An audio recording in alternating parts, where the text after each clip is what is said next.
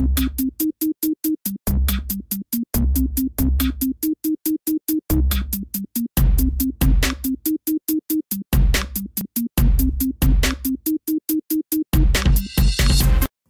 I'll be talking about Pirates of the Caribbean, Dead Men Tell No Tales, starring Johnny Depp.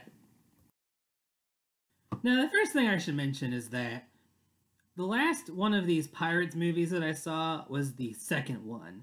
And if I'm keeping track appropriately, this is the fifth Pirates of the Caribbean movie.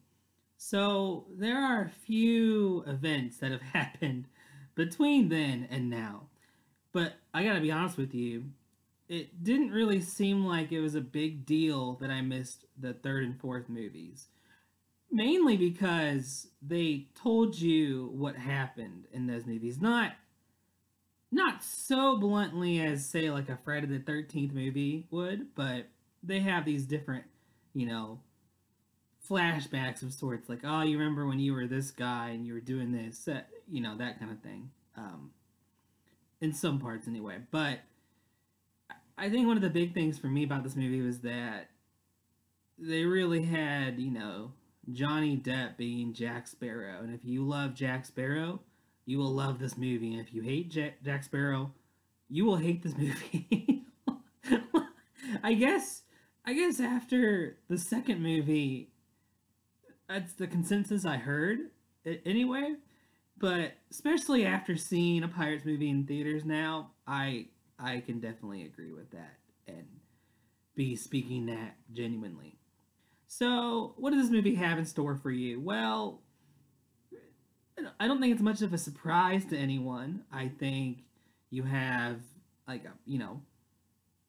fairly standard pirate story. You have someone that's on the island that looks a lot like Orlando Bloom, and there's a reason for that. And then you have this girl who's like an astronomer, but this is way back in olden times, so everyone thinks that she's a witch because she has like a speck of intellect. Like we've never seen that before. And you have Jack Sparrow being locked up, and he is just drunk as a skunk, which seems typical with his rum. And they kind of have him start out being locked up in this vault with the head banker's wife. Okay, I was a little funny. I don't know. I think this is just different because the more movies you watch as you go along and you really assess just how good or how bad a movie is, you're probably going to be less inclined to give this movie a favorable rating. You're just going to be like, this is just kind of kiddie stuff, and it's stupid, and it's trite, and it's boring. I don't know if I'd go that far. I enjoyed it. I won't say it was the smartest film I've ever been to. There were a number of, I don't know, sort of childish jokes, but nonetheless, they still made me laugh. And I was going on Bargain Tuesday. I wasn't, going the first day in the, biggest theater of all time or anything. I was just going on a Tuesday when it was cheaper, But I would say it's fun, but it definitely doesn't require too many brain cells. They tell you what the joke is, and even if you question it for a moment, I mean, there's one joke in particular I laughed at, and the person I was with, asking what do they mean, and to be fair, it was a pretty fast joke. It was they were talking about how they were an astronomer, and then one of the other dumb pirates later was like, oh, so how's your time with donkeys? I mean, if you're not probably not the highest level of joke, but I mean it can just fly by pretty quick because you think astronomer as opposed to astronomer. And that just kind of speaks to me and just how quickly my mind goes. Anyway, I think it was a good movie. I don't think it was a necessary movie. I mean, we're on the fifth one of this series, but something must be working. I mean, you have pirates, you have big adventures, You have treasures of sorts. You have many captains that are fighting each other out. You have a former enemy. I think that's from like like the Black Pearl and the the Dead Man's Chest. And there's some twists later on in the story that involve him. You have this great treasure of Poseidon. There seems to be a number of plot conveniences. There were some things that are just kind of like, okay, that was pretty obvious. This is just for the sake of the movie, as opposed to, oh, this is a genuine, toil or, big deal. It was in there to move the story forward, solely for that purpose.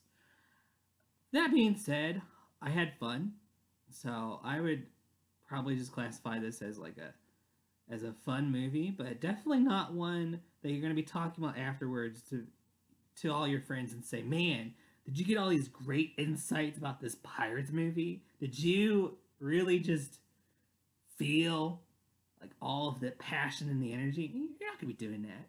You're just going to be like, "Dude, it was so cool seeing those pirates again and all the swashbuckling things and having sword fights and having the dead pirates come to life at certain times." That was probably the biggest thing for me, was really being able to actually watch pirates duke it out. I don't get to see that very often. It's fun, and I like Jack Sparrow. I don't love Jack Sparrow, but I like Jack Sparrow. And even if you just like Jack Sparrow, you're gonna love this movie because they tune him around a lot. Now, that being said, if I had probably watched every single movie of the Pirates franchise and then watched this again, I would probably be a little more pissed because to me, it kind of felt like one of those things that they keep playing out and seeing how long you can milk it. And since I haven't been sitting there watching all these movies, it was fun. But I feel like that if you keep watching these movies, looking for something new, you're probably not going to find it. I could be wrong, but this seems to be the general presumption, and it wouldn't surprise me because they've really been playing on the drunk pirate bit that was even present in the second movie, and probably even a bit in the first two. So, yeah, I mean, if you don't like that shtick, you're not gonna like this movie. But if you want to see a movie with pirates and having these different items to search for and go on a quest and have all these pirate ships and have all these fun things happen, and watch Johnny Depp be a drunk ass, you'll like this movie. And if you're someone that's looking for something new and groundbreaking, I mean, you're in the fifth movie of a Pirates of the Caribbean. It's not likely to happen. That's what I'll say. So, in short, fun. You don't need to use too many brain cells for it. Probably not going to be very philosophical, but it's very enjoyable. And so I would give this movie a B. Now, I gotta be honest with you, I was kind of delaying this for a while just because I was thinking, I don't really know what I could say about it that hasn't been said. I think for me the difference is that I came back to this series after a few had passed, because actually Dead Man's Chest had peeved me because of just how it ended and how it was so obvious that it was ending there for the sole purpose of making another movie. Here, this movie ended, but it ended on a good note. You could probably make another Quest movie. I mean, it's bound to happen, but I wasn't peeved because it had a high note that it ended on, and you could stop there and never have to watch another one of these movies again to get the point, or to have to go see it to get the ending to this movie that you're supposed to get in the first place. So that was a big plus. I'm going to talk a little bit about spoilers now. So one of the things that happens is that you have this boy who's, on his quest, the protagonist of sorts. He's a bit bland, but he ends up being the son of Orlando Bloom's character from the earlier movies. And you have this girl who's an astronomer and is always accused of being a witch. but she has this diary from her father who she never really met. Well, it turns out, as I mentioned before, that the pirate that uh, Johnny Depp's character, you know, Jack Sparrow, um, had been against for a while, and that captain that was kind of rogue, he turns out to be the girl's father, who had left the book with the ruby in it, and all this talk about Poseidon and his big, treasure of sorts, and having to divide the sea. Um, that was probably the one thing I didn't expect uh, in that exact form.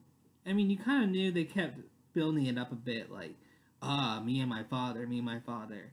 But you didn't really see a whole lot about the other captain in terms of how he was missing a daughter until, like, right before the twist is revealed. And then you're like, wait a minute. No, no. So that was pretty cool. You also have a lot of these other dead pirates. This one, like, Spanish Mexican, it's hard to say. They didn't really give too specific of roots. But this pirate that Jack Sparrow as a young lad had defeated, and they had caused a curse, and they were finally making it back, and they were going to try and defeat Jack Sparrow, and of course they don't, because it's Jack Sparrow. And why would they actually defeat Jack Sparrow? You know, who would walk out of this movie happy if Jack Sparrow had been killed? Okay, maybe some people, but point being, as a consensus as a whole, it wouldn't have been a good choice to kill off Jack Sparrow. He's the main reason these movies keep getting made, you know?